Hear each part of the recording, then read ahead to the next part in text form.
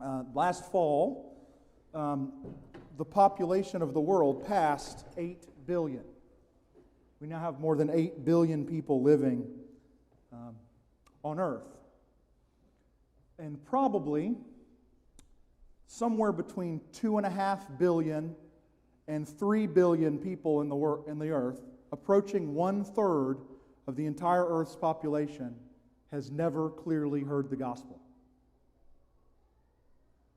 And you guys who know me well know I'm the Frontier Mission guy, right? I'm the guy that loves to talk about God in the world and how we make connections, how each and every single one of us that are called to follow Jesus, each and every one of us that commits to that life as a Christian, as a Jesus person, Jesus follower, every single one of us is called to be a global Christian. Every single one of us is called to work towards that task. The one task that Jesus really truly left the church, to take the gospel to all nations, all people groups, all the specific ethno-linguistic people groups that live in the world who've not yet had the chance to hear the gospel. About 40% of the world's people groups have never had that chance. So there's a difference, right, between lost people and unreached people. We have lost people all around us. Our neighbors, in our community, every people group has lost people. Not every people group is part of that 2.5 billion that are currently outside of the reach of the church, of the work of the church, not outside the reach of God. Jesus still appears to people. Anyway, you might have heard this too. More Muslims have become believers and followers of Jesus in the last 20 years than in the first 14 centuries of Islam combined. So God is at work. Jesus is alive and well in the world. God is reaching into places that have never been reached. And we are called, each of us, to be a part of that. The biggest piece that's missing is prayer. Because we are each of us oftentimes just immobilized because we don't know these things. We isolate ourselves. We focus on our own problems, our own issues. The text we're going to look at today would not classically be called a Frontier Mission text. But I think the more we see this task that Jesus leaves us, the more we see God's activity throughout the world, the foundations for God's redeeming of the peoples of the world as the one thread that really holds all of the Scriptures together. So before we come to that text in John 14, we've been walking through John as looking at who Jesus is, and then because of that, who we're called to be. So I want to give some context. So we got to go back a few weeks. Many of you probably remember when Luke Parker was here, the church planting catalyst for our denomination. And he preached a wonderful sermon called Can I Get a Witness? He told us more about church planting. He seamlessly connected to that, to what God is doing in the world. He said a really interesting thing while he was here. He was talking about these witnesses, specifically the leaders in that passage, the Pharisees, the scribes, who can see the works that Jesus is doing. And that's something Jesus talks about in our passage again today. Who can see those works, but he says they see them, they don't disbelieve that they happen, but they refuse to talk about them. They refuse to share what God is doing with others. And he says they're not witnesses. They're only witnesses if they see and then share. And that's a beautiful image for what's coming into this thing. As we moved into chapter 13 a few weeks ago, we started this big, chapters-long discourse of Jesus, where they're not traveling around anymore. We're already into the last week of Jesus' life before his crucifixion, and he's been sitting and teaching, and so much of John is geared towards the crucifixion and resurrection of Jesus. And so this passage that we're coming to now is part of that. Over the last couple of weeks, we talked about a couple of predictions. I thought, surprisingly, John said the prediction that Jesus would be betrayed by Judas is assuring. That was intended to assure the disciples. Can you imagine this? They're meeting. And the reason is, tell me if I'm wrong, because of God's sovereignty. Jesus knows what's coming. Jesus is already sovereign over what's about to happen. And so he is giving his disciples some encouragement. What's about to happen is really intense. what's about to happen is really scary. Specifically, the closer you are to Jesus, the closer that might happen to you. And so he's assuring them, I know what's coming. And then we get this other prediction that we looked at last week, that Peter will deny Jesus. Peter has said, I'm going to die with you if I have to. Let's raise the army and fight. And Jesus says, nope, you're going to deny me. And that's the heels of where we are. That's what has just come right before this passage. It's a lot of confusing things, right? Imagine yourself proud Peter, right? I'm going to fight. I'm ready to take up arms for this cause. It's so worth it. Let's go defeat our enemies. And Jesus says, nope, you are going to completely abandon me. So that's confusing. They just said this thing about betrayal. The disciples have no idea what's going on. This huge crowd has just praised Jesus. Way back in the first part of chapter 13, there's this triumphal entry where he comes in. They're praising him. All these leaders are conspiring. Everything is crazy right now for the disciples. And then this is what Jesus speaks to them in the middle of that. So we'll pick up right at the beginning of chapter 14.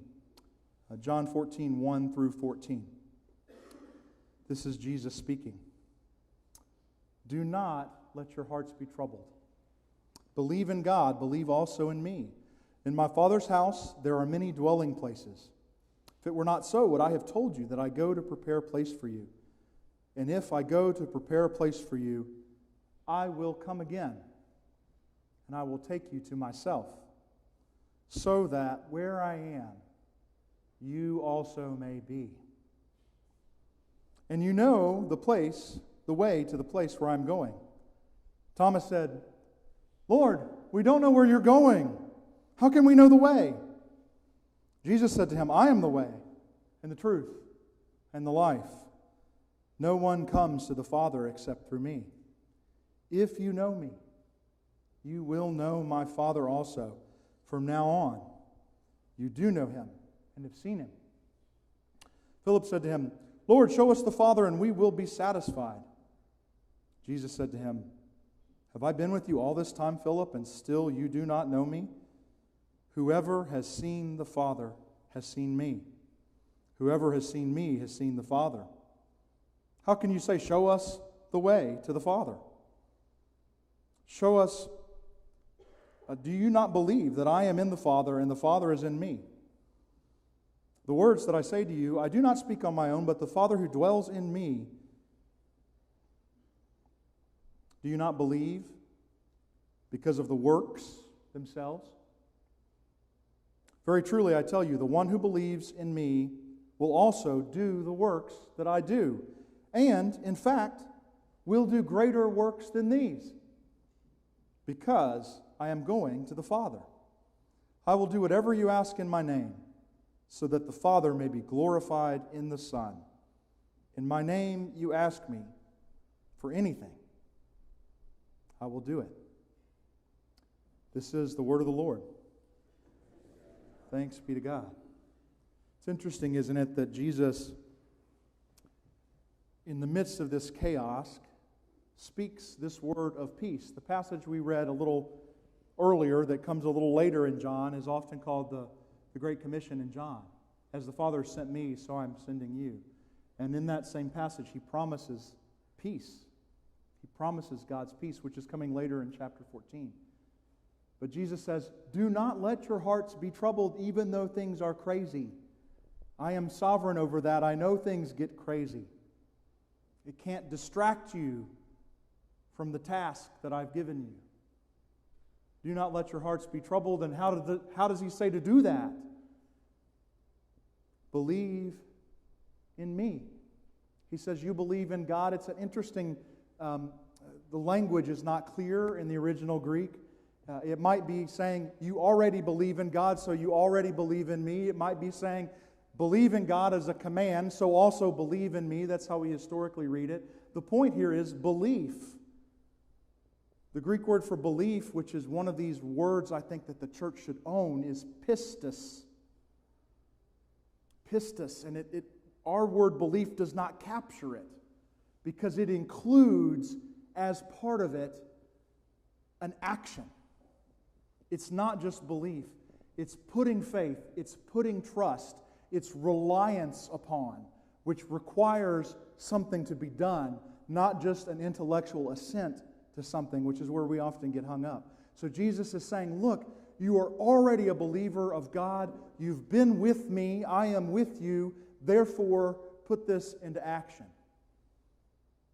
Now, I used to work as a hospice chaplain. I did that for a few years. So it's probably no surprise to you guys that I've preached this text a number of times. John 14 is one of the favorite texts for funerals of all time. I've never preached it, I don't think, outside the context of a funeral. It's a great text for a funeral, right? It's a beautiful text for a funeral. But I don't think we choose it for the right reasons. I think we choose it because of, how the King James used to say, in my Father's house are many rooms. In my Father's mansion, there are lots of rooms. And so this is the Western way to read this, right? This is the way most of us think about it. So I'm going to go up to heaven, and I'm going to fix things up, and then I'll bring you to heaven with me. And that's the way we think about it. And so we love this as a funeral text. The reason it's actually a great funeral text is because Jesus promises to be with us, just like He does in the Great Commission, for instance, in Matthew. And remember, I am with you always till the end of the age. But notice a few things about this text. What does Jesus say? Jesus says, I will go and prepare a place, and then I will come again, so that where I am, you may also be. Not, I go to prepare a place so you can escape this horrible, chaotic world where everything's a big mess, and I'm just going to whisk you away to heaven and it'll all be okay. That's not what He says. Jesus doesn't give an elaborate description of what heaven looks like. Most of our ideas of heaven really come more from Dante in the 12th or 13th century than they do from the Scriptures. Jesus says, I will come again so that where I am, you may also be. And the implication is forever. It's really beautiful. It's also interesting, this word, that the translation I used this morning was dwelling places and not rooms. There's kind of this idea that God has this big estate, and there is a place for all of us at that big estate. One New Testament scholar I really like says, this whole language would have called to mind the temple complex for all of Jesus' disciples, for the Jews, because the temple was the place where heaven and earth meet. The temple was the place where God dwelt. That was where you went if you wanted to be close to God. And Jesus is now claiming, by implication, you don't have to do that. And as He comes again, this same scholar says, there's a hope for the new heavens, the new earth, for those things to be completely joined together in God's kingdom. But that word is only used in one other place. Isn't it? And I always find it interesting when you find a particular word that only gets used once or twice in the New Testament. It's only used one more time, and it's later in chapter 14, in verse 23. It says, Jesus again speaking says, anyone who loves me will obey my teaching. My Father will love them, and we will come to them and make our home with them. Our home, our dwelling place. We will come and abide. It's like in John chapter 1, way back in the beginning. The Word became flesh and dwelt among us. Eugene Peterson, who did the Message paraphrase, said, the Word moved into the neighborhood. I loved it. There's this sense of God coming to be with us that's most important. Dale Bruner, who is a commentator, biblical scholar, says it this way. I think it's really distinct. I love it. He says, what we call heaven, John's Jesus calls where I am. Isn't that beautiful? And so part of what Jesus is saying even now in this text to these disciples who are in this chaos, who He knows more than they do, have more chaos coming, and 11 of the 12 original apostles, right, die violent deaths, at least in terms of church history. That's what's believed. And the one that doesn't is John, actually, who gets exiled to an island and lives there by himself, so it's not exactly like he has a peaceful, wonderful life. Jesus knows what's coming. And he says into this, don't be troubled by this. Expect it. Expect difficulties in life. Maintain that belief because I'm with you. And I'm going to be with you in heaven and beyond heaven. In life after death, when the kingdom is consummated, when Jesus comes back, when the new heavens, the new earth are brought together. It's a beautiful thing. Look at Thomas and Philip. We move on. If this is just a text for them, hey, don't worry about it, you're going to die violently someday, but you'll be up in heaven. We've got to look at how they respond to this, right? So I love Thomas. Thomas is one of my favorite guys in the New Testament, right? He's just so blunt, right? He just comes right out with it. He says, we don't know the way. You can hear the fear in his voice, can't you? You can just sense this desperation, like Jesus saying, you know the way I'm going. You know the way to the place that I'm going. Seems really esoteric to Thomas, right? Really kind of out there, some sort of weird spiritual thing, and he can't figure it out. So he just says bluntly, we don't know the way. Tell us the way. And this is when Jesus says, I am the way. I am the truth. I am the life. There can't be any question here that the emphasis that Jesus is making at the moment of crisis among his disciples is himself. Philip still doesn't get it, right? You got to love Philip too. It's like they're like the Three Stooges, except just the two of them, right? Maybe you can add Peter into that. Philip says, just show us the Father. It's like I don't get what you're saying, Jesus. I'm not sure I want that. So just show us the Father. Just reveal the Father to us. It'll just skip all this weird language that we don't understand. It'll just get to the point. Show us the Father. Jesus says, if you've seen me, you've seen the Father. He connects it back to belief, right? If you're not able to believe just on the basis of me, Jesus says, believe on the basis of all the works you have seen that I've done over the last 3 years, that you've been with me. You've seen people miraculously fed. You've seen the blind get their sight. You have seen people healed. You've seen people raised from the dead. It makes you think of what Jesus says to John the Baptist, right? When John sends word to him earlier, when John's in prison and John sends him word that says, hey, is this it or not? Are you the real deal or are you not it? Should we wait for the next person? And Jesus says, go back and tell him what you've seen. Go back and tell him about the works. If you can't believe because of me, believe because of the works. Believe because I still appear next to 15-year-old girls in hospitals halfway around the world. I hold their hand and I heal them. That young lady's a follower of Jesus today. She's in seminary to be a leader among her people who have very, very, very few followers of Jesus. So then we get to this really crazy thing, as if this particular text hasn't been crazy enough.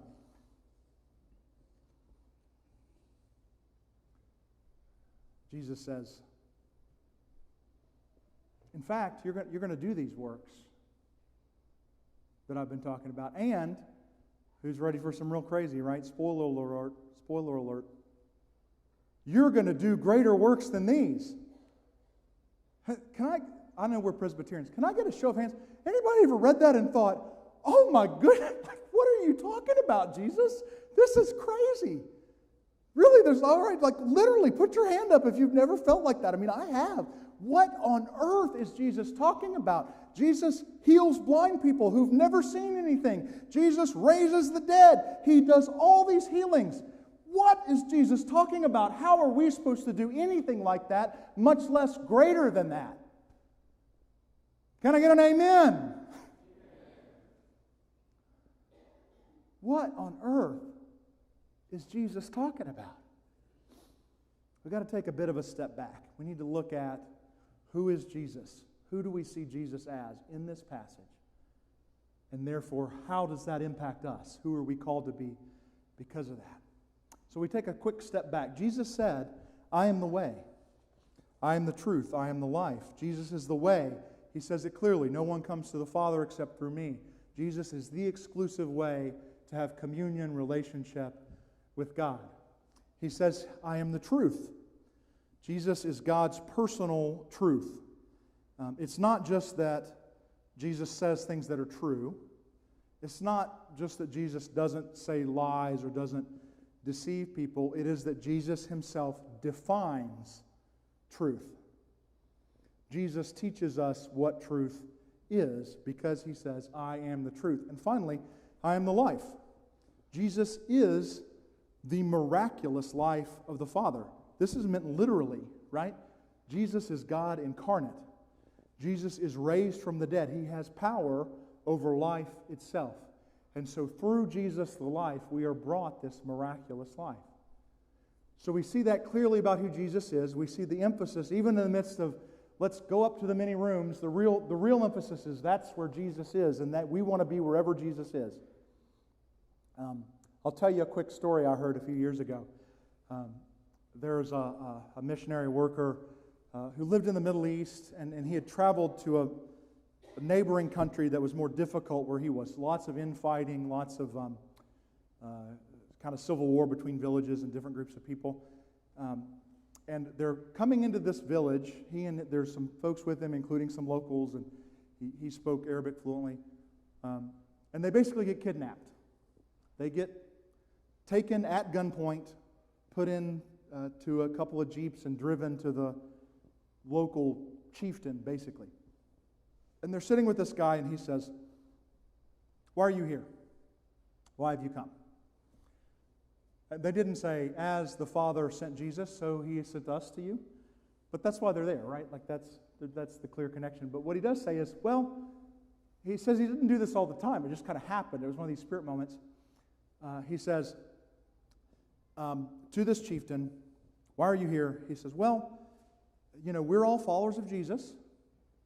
And when we read about Jesus in the Injil, which is the Arabic word, the Muslim word for the New Testament, we see that Jesus is constantly with marginalized people, basically, poor people, people that don't have food, sick people. He's always with them. And we heard your village was really struggling, and so we came to look for Jesus. Have you seen him? That's literally what he said. Have you seen Jesus? And can you imagine that, right? This guy holds your life in your hands. And the guy says, that's really interesting. I want to learn more about this. I will speak with you more about this tomorrow. And he kind of issues a decree, right, that spreads really quickly through the village. These people are my guests in this village, and if you harm them, it's like you are harming me.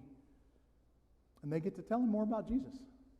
It's really amazing. We don't think that way, though, right? We don't think, how are we engaging in what God is already doing? How do we be a part of that as called to be global Christians? How do we do these works? Have you ever thought about this angle? 2.5 billion people is a lot of people, right? Over 7,000 distinctive ethno-linguistic people groups that don't have access to Jesus. That's a big task, right? We can't do that by ourselves.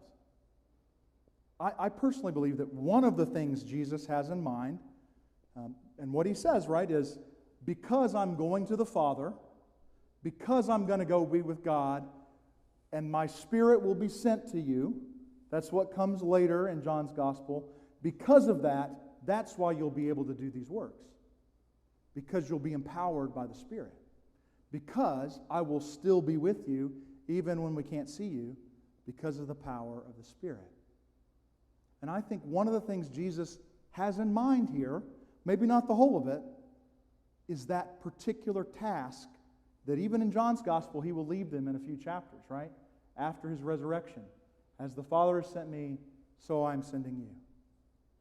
Jesus didn't reach, right, in his earthly ministry, 2.5 billion people. But does Jesus call us to do that? Is that greater? I think it is. I don't have the answer to what it means. Sorry, if I led you on like I was going to tell you what it means that we do greater works, I don't really know. But I knew, though, that taking the gospel to the nations is an incredible task, completely overwhelming to any one particular one of us, to any one particular church. That's who we're called to be. That's what this means. That's what Jesus is saying. I am the way, I'm the truth, I'm the life. It's a great I am statement. We get 7 of them in John. This is one of those. Because of who I am, you're called to be sent. Each of us is called to figure out how to be part of that task. Each of us is called to seek the Lord to say, what would you have us do? And moving into our community, which has become more international, is great. That's amazing. We have so many people around us that don't know Jesus. We have so many people from other nations that don't know Jesus. There are still other people at the ends of the earth that don't know Jesus. We are called to seek the Lord intentionally, to make an intentional decision that I'm not just going to continue to mature and think about what I'm doing in my spiritual life and how I'm close to God. We have to intentionally get out of that maturing circle and go towards kingdom activation, right? Like, how am I active for this kingdom? How am I praying every day for an unreached group of people that doesn't know Jesus? It's never had access to the gospel. Can you imagine that? It's unimaginable in our world. It's unimaginable in our nation that we would not have access to Jesus. I'll leave you with one more quick story. Back in October, I was at a conference that was a gathering of Indonesian leaders, both mission workers, churches from the U.S., and Indonesians who are believers who are doing work in Indonesia. And I heard a story from a guy while I was there that really moved me. This is a pastor. He's not an old guy. He's in his 60s. Can I get an amen to that? He's in his early 60s. He pastors a church in Indonesia that has sent dozens of mission workers out. Indonesians who are working cross-culturally in Indonesia, but with different people groups. He sent dozens of them out. And he said he had learned about this thing called member care. Member care is kind of like code word in mission circles for how do you care for your missionaries that you're sending out, right? And so Indonesia has done an amazing job of a number of things. Engaging all of their unreached people groups, and there are no longer any unengaged, unreached people groups in the whole country of Indonesia. Indonesia is the 4th largest country in the world. It's 240 million people, and they have intentionally arranged, I think that's the word for it, they have intentionally made sure that all those peoples have a witness. It's unbelievable. They're at the cutting edge of this. They're well beyond where we are in terms of how we engage. So anyway, he says he learns about member care, and he says, I felt convicted. I did not, we haven't been doing good with this, right? And so then shortly after this, he got COVID, and he almost died. He was in the hospital. He was in a coma. And this is the part that I found so amazing. He comes out of the coma, and he said, I was so sad because I wasn't with Jesus. He said, he said, I wished I had died. I was so ready to die because I would have got to rest from my labors, to be in a more real, literally, I would have been in heaven with Jesus. I wake up, I'm sad. And then I get this conviction, right? You've not been doing member care. I've got work for you to do, is what he hears God saying to him. I have work for you left. And he said, I realized I deserve to not die. Can you guys imagine that? It's totally flipping everything on its head. We would always think, I deserve to die because of these things. I deserve to not die. That's what he said. Each of us right now, we deserve to not die because God has something for us in this task. And Jesus is with us in the midst of it. Amen. Hallelujah.